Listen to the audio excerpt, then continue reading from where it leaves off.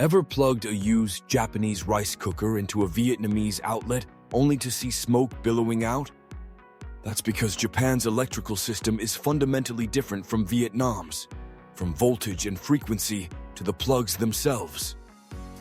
And no matter how high quality that used Japanese appliance is, it'll turn into a smoky mess if you don't use it correctly, mainly because they're designed for 110-volt power.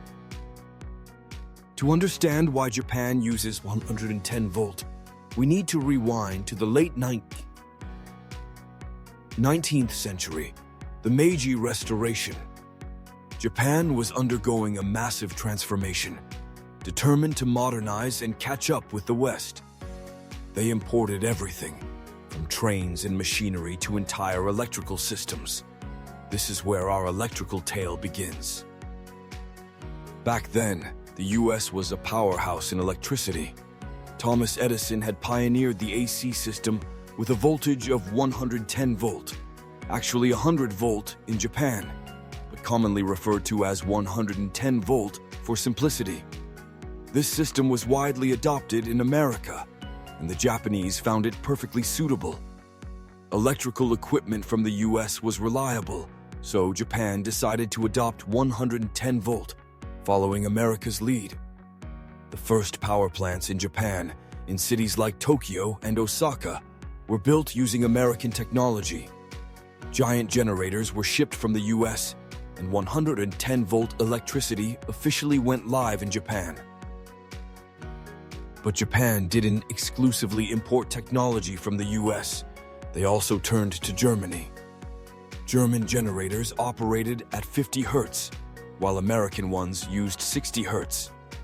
What is frequency? Think of it as the heartbeat or pulse of electricity, measured in cycles per second.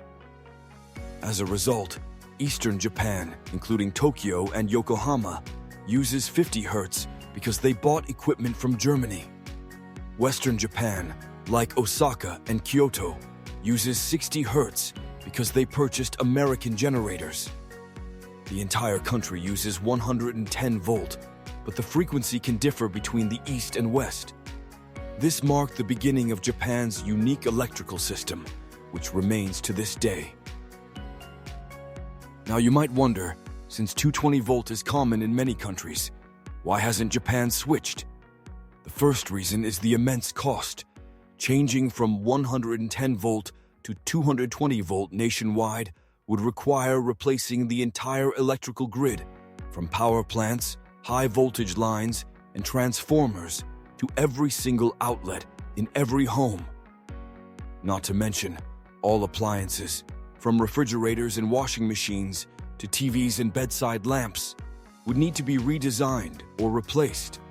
The costs would be astronomical, running into tens, even hundreds of billions of dollars. Japan is a smart country. They calculated that the 110-volt system is functioning well and stable, so why spend all that money to change it? Instead, they invest in improving the reliability of the 110-volt system, even during earthquakes. The second reason is safety. 110 volt has a significant advantage. It's safer than 220 volt. If you get shocked by 110 volt, the risk of serious injury or death is much lower compared to 220 volt. Of course, no one wants to get shocked, but with 110 volt, you have a higher chance of survival. This is crucial in Japan, an earthquake-prone country. During earthquakes, electrical wiring can be damaged, leading to short circuits, and a lower voltage reduces the risk of accidents. The Japanese prioritize safety in everything from motorcycles and cars to homes and electrical systems, making 110 volt a logical choice. And thirdly, the Japanese have designed all their appliances, from rice cookers and blenders to game consoles, for 110 volt for decades. Wiring, components, and insulation are all optimized to operate efficiently at this voltage. Switching to 220 volt would mean companies like Sony, Panasonic, and Toshiba would have to start from scratch, from manufacturing to distribution. Too much hassle, Instead, they stick with 110 volt and focus on making high-quality electronics. Therefore, 110 volt has become a hallmark of the Japanese electronics industry, something difficult to change. The Japanese are also excellent at maintaining what works well. The 110 volt system is deeply ingrained in everyday life, from homes and offices to factories. Switching to 220 volt would not only be costly but also cause significant disruptions. Now let's switch to Vietnam, where we use 220 volt, 50 hertz, a standard common in Europe, China, South Korea, and many Asian countries. Why does Vietnam use 220 volt? The answer, like in Japan, lies in history. When Vietnam was a French colony, the French built the electrical system here, bringing the 220 volt, 50 hertz standard from Europe. After gaining independence, we maintained this standard because it worked well. Moreover, many appliances imported from Europe, China, and South Korea support 220 volt, so there was no reason to change. Interestingly, before 1975, South Vietnam used 110 volt due to American influence. But after reunification, the entire country switched to 220 volt for simplicity and to save on electricity transmission costs.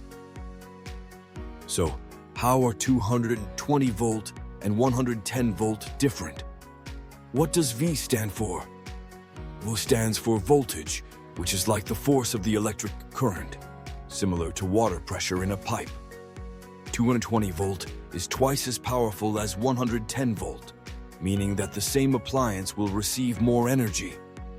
This also allows for transmitting electricity over longer distance with less loss. And what about 50 hertz or 60 hertz? That's the frequency, the number of times the current oscillates per second.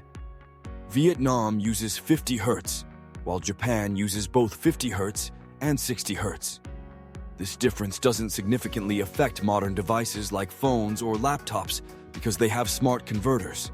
However, older devices like fans, motors, or electric clocks might run faster or slower with a different frequency.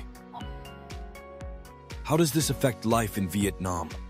Thanks to 220 volt, we transmit electricity more efficiently, saving costs for the national grid. This is crucial for developing countries like ours, which need electricity for factories, industrial zones, and cities. But the trade-off is a higher risk of electric shock at 220 volt. If you've ever been shocked at home, hopefully not, you know it's much stronger than 110 volt. In Japan, they accept slightly higher electricity losses in exchange for safety. Each country has its priorities, and both systems have their strengths and weaknesses. Now, let's move on to something very practical and easy to see. No need to touch anything or get shocked. If you've ever traveled, you know that electrical outlets are a traveler's biggest enemy. In Japan, the most common outlet is Type A, which has two flat, parallel prongs, and Type B, which has two flat prongs plus a round grounding pin. In Vietnam, we mainly use Type C, which has two round prongs, also known as the European plug, and Type A in some older buildings. But Vietnam is flexible. Many outlets are hybrids that accept both flat and round prongs, so you can often plug in various devices without needing an adapter. What's the problem? If you bring a device from Vietnam to Japan and plug it into a Type A outlet, several scenarios can occur. For example, the 110 volt voltage might be too low, and the phone or laptop charger might not have enough power to work. You'll just stare at the charger, feeling frustrated.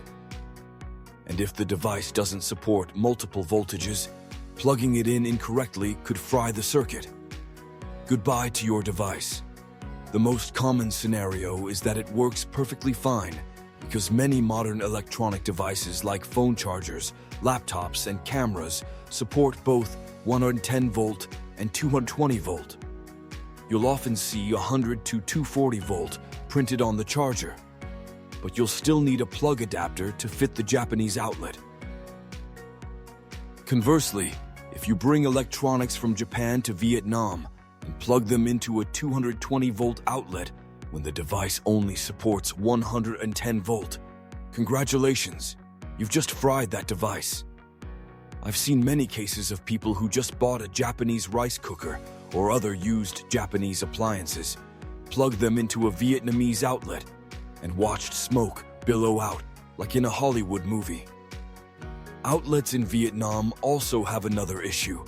Because they're so flexible, many are low quality, loose, and prone to short circuits.